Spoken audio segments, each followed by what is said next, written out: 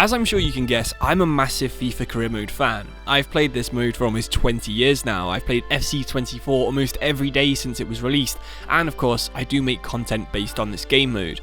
But how is the game mode? Is it still fun after all these years? What about all those bugs that you've probably heard of? What things still need improving in career mode? Well, I'm going to try and answer all of these questions in today's video. So let's start with probably the most important question. Is FIFA Career Mode actually playable on FC24? Well, I'd say yes. There's still a few bugs. I've seen people claim that dynamic potential is broken yet again. I've been stuck in menus multiple times, and board objectives are now even more insane and possibly even game breaking. But none of these things have actually even really affected my enjoyment of the game at all. The core features are still super fun, and I still actually really enjoy playing Career Mode.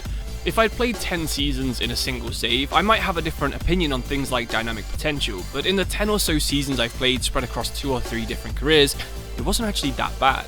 Of the 3 bugs we mentioned earlier, the objectives one was by far the most annoying. You can get fired super easily. You offer a player the same wage as your top earner, the board will accuse you of massively overpaying for them despite already having a player on that exact same wage.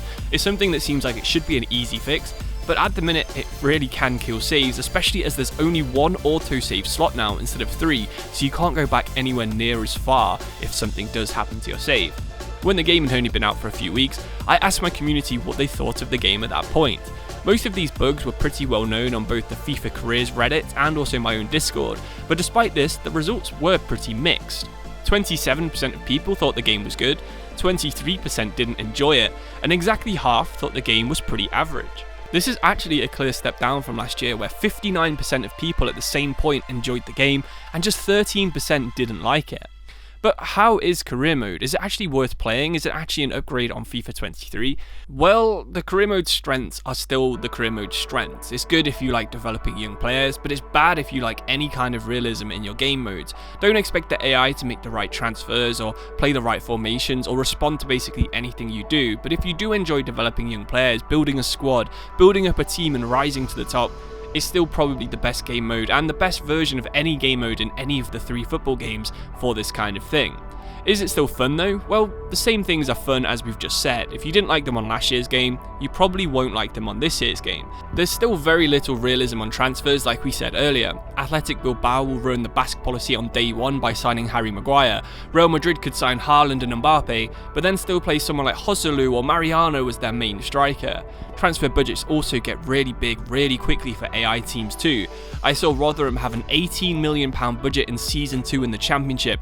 This basically means any kind of slow progress or road to glories from the AI are impossible. Players are moving to clubs that they absolutely shouldn't be going to just because they have enough money to buy them. Old players are still falling away way too fast too. If you're over 30, you can easily lose 20 sprint speed in a single year. I think this really should be tied to professionalism or stamina or something related so that fit players can stay around for a bit longer. Think about players like James Milner, Ronaldo or Ibrahimovic. They were so dedicated that they stuck around into their late 30s, and this just isn't possible on Career Mode at the minute. One of the biggest problems in my opinion is the total lack of new leagues and new teams. As someone who plays Career Mode and plays Career Mode quite a lot, I've basically used every single team in every single league at this point. Last year we got Serie B, which made every single team in Italy more fun because there was promotion and relegation. This year we had the rumours that there was going to be the Korean second division, which again would have been another 10 brand new teams I'd never ever played with in the past. But guess what? Neither of these were added to the game after all. So this means we have exactly the same leagues and teams that we had on FIFA 23.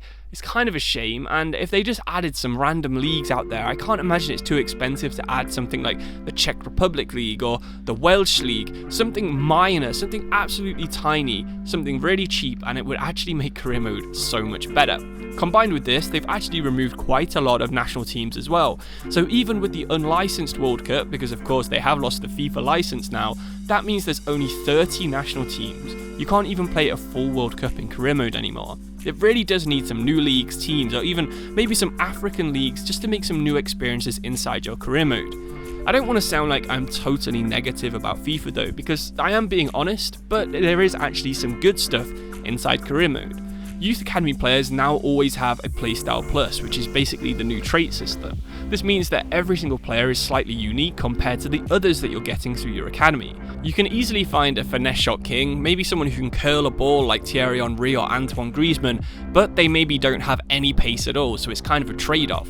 You could find someone who's absolutely rapid at winger, maybe they've even got the rapid plus playstyle, but they've got no dribbling ability, so they take massive touches with every single stride.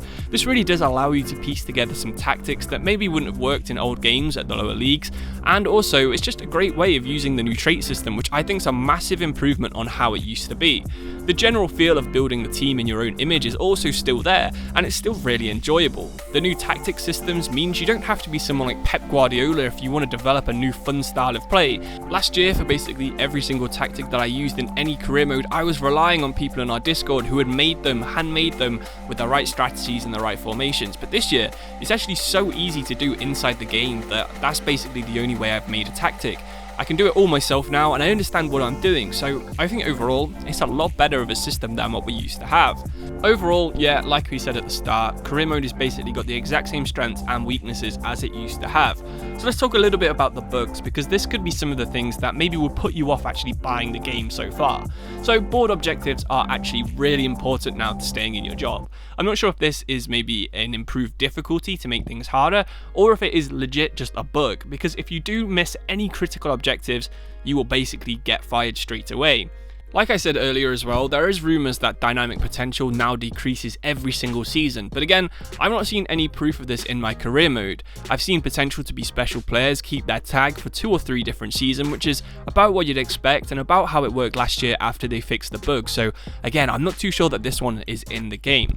Something that's definitely missing from the game though is the lack of pre-game walkouts on new gen, and it's actually been confirmed as not a bug, but instead what EA intended when they made career mode. So this is when the players would walk out onto the pitch. You can still see this if you're playing the PS4 version of the game, but if you're on PS5 or the newest Xbox or even PC, instead you'll get an animation that looks like the one that's playing on screen right now, where the players are in the changing room and walking out onto the pitch and doing some training. So this again is something that's missing, but technically isn't a bug. Okay, so the final bug we need to talk about is that the game will occasionally trap you in training menus and not let you leave. I think this is probably a similar glitch to the famous one that we had at the start, where if you fired a coach, the entire game would just crash. That has now been fixed, so hopefully this one gets solved in an upcoming patch as well. So what else could be patched to be improved? Well, of course, more teams and leagues would always be nice. More in-depth systems for academies and reserves going forward would be really good as well. I personally think real rules and restrictions for some leagues would be cool too, so having a certain amount of foreign players being allowed, or having to have a certain amount of under 18s in your squad, that would be super fun for someone like me who loves realism in their games. And of course, better AI with transfers, squad building and tactics would be super cool as well. If they can adapt, if you're doing really well in the league, they might play more defensive, whereas if you've just been promoted, maybe they go gung-ho and just try and slam as many goals into the back of the net as possible. Of course, managers moving around, just like you can do, would again be another fun addition that could be added super easily. It's exactly the same as players, just make them only be able to move maybe once or twice per season. Okay, so I think I've answered all the questions I posed at the start of this video. It's time to round off the review with my final verdict. So overall, I'd probably agree with the poll that we did earlier. Oh, it's probably around a 3.5 out of 5 game. It's not gonna blow your mind. It's not absolutely disastrous. The bugs are probably being talked about a little bit too much compared to the amount of impact that they do have in your career mode, but I would probably wait for this game to be on sale. It's definitely somewhere between a 3 and a 4-star game, and I think I said the exact same thing about FIFA 23 last year. I just really want a game to come out there, totally revolutionize the career mode genre, and hopefully make EA actually put some effort in on FC 26 or FC 27. But yeah, let me know your opinions in the comments below if you've played FC 24. Let me know your reviews of FIFA 23 as well if you've only played that one, because that would be interesting maybe to contrast and see which parts of the reviews are very similar over the 2 games. But thank you for watching. If you want to see content where I actually play the game, check out the video on screen right now. But I'll see you soon. Cheers and goodbye.